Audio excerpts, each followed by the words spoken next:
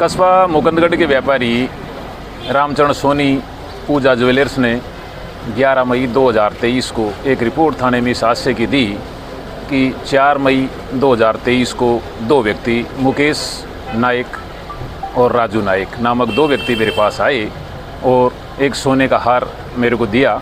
उसको सोने का बताकर, पैसे की आवश्यकता बताकर 10 तारीख को वापस ब्याज सहित लौटाने की कहकर मेरे से 12 लाख रुपए उधार ले गए।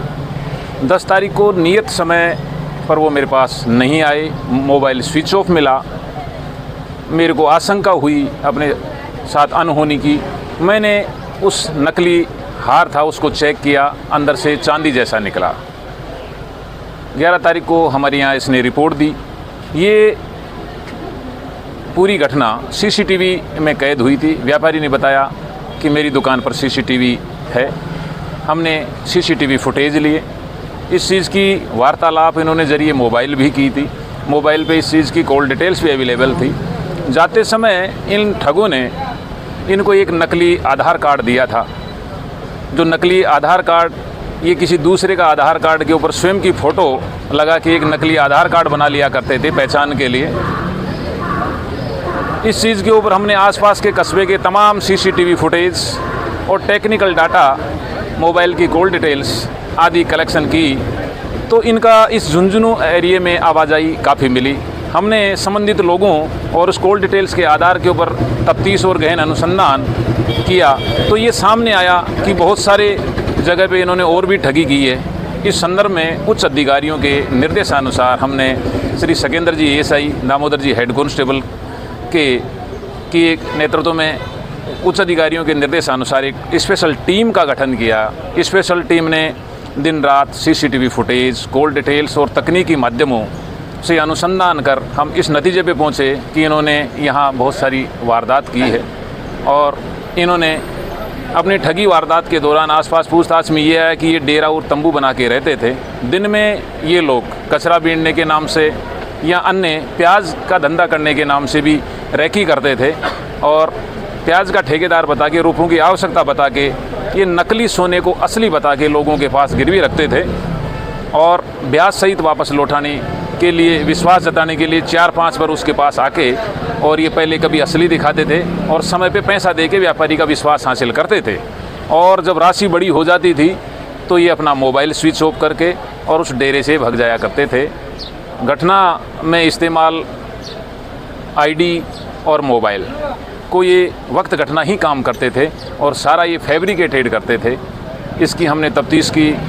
वारदात की गंभीरता को देखते हुए हमने एमपी, हरियाणा, अन्य जगहों पर भी लगातार दबिश दी और तकनीकी साधनों का उपयोग करके और अन्य जो सक्रिय गैंग हैं उनसे आसूचना संकलन करके हमने अलवर कटुमर थाना स्थित ग्राम रेती से इन 4 संदिग्ध व्यक्तियों को दस्तयाब किया और दस्तयाब कर इनसे गहन अनुसंधान किया तो इन्होंने ये वारदात करना स्वीकार किया।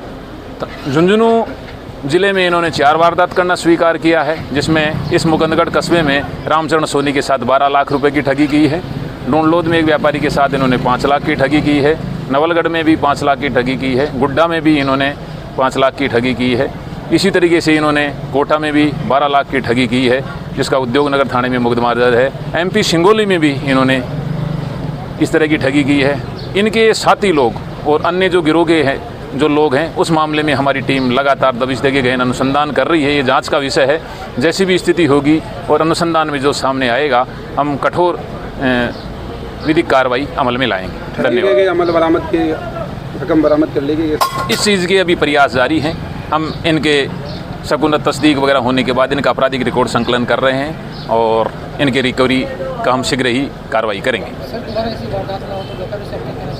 व्यापारियों से हमारी अपील है कि इस वारदात में जिस तरीके से पूजा ज्वेलर्स के रामचरण सोनी ने सीसीटीवी फुटेज लगाए, इस तरह सभी व्यापारियों से हमारी अपील है कि अपने अपने महत्वपूर्ण व्यापारिक प्रतिष्ठानों के ऊपर सुरक्षा के लिहाज से सीसीटीवी, सुरक्षा गार्ड इनका उपयोग करें। इससे पुलिस को अपराधियों को पकड़ने में आसानी होती। ब्याज के एवज में एक मोटी रकम है, वो सोने के या किसी रूप में दी जाती है, उस क्षेत्र कुछ दिशा में भी कुछ निर्देश देना चाहेंगे? ये इनकी ठगी का एक प्रकार था कि ये प्याज के ठेकेदार बता के रुपयों की आवश्यकता बताते थे मज़दूरों को देने के लिए, और एक विश्वास हासिल करते थे। शुरू में किसी व्यापारी के पास आते थे तो ये उससे कुछ खरीदते थे सोने चांदी का, स्वयं को ठेकेदार बताते थे, और फिर ये नकली पात्रियाँ दे के और उनको गिरवी रख के पैसों की आवश्यकता बताते थे मज़दूरों को देने के लिए, और उनको ब्याज का लालच देते थे। ब्याज का लालच 2-4 बार देने के बाद समय जो 5 या 7 दिन का लेके और उस तय समय पे देके व्यापारी का विश्वास हासिल कर लेते थे, और इस तरीके से ये ठगी को अंजाम देते थे। कोई वाहन को भी प्रयोग करता क्या? ये इन्होंने ये बताया है कि ये टेम्पू से और बस से यहाँ बैठ के आते थे, दूर ही अपनी कोई मोटरसाइकिल वगैरह लाते थे तो दूर ही खड़ी कर दिया करते थे, यहाँ अकेले आते थे, काफ़ी देर तक वाच करके रेकी करते थे और फिर ठगी को अंजाम देते थे। आजकल के युवा हैं वो क्राइम के क्षेत्र में बढ़ रहे हैं, तो युवाओं के लिए भी कोई सजेशन ऐसे? युवाओं से मेरी अपील है कि अपराध की ज़्यादा कम समय में ज़्यादा पैसा कमाने के लिए अपराध की दुनिया में नहीं जाएं, कानून के अनुसार ही अपने जीवन को डालें और कठोर मेहनत करके सफलता हासिल करें। धन्यवाद।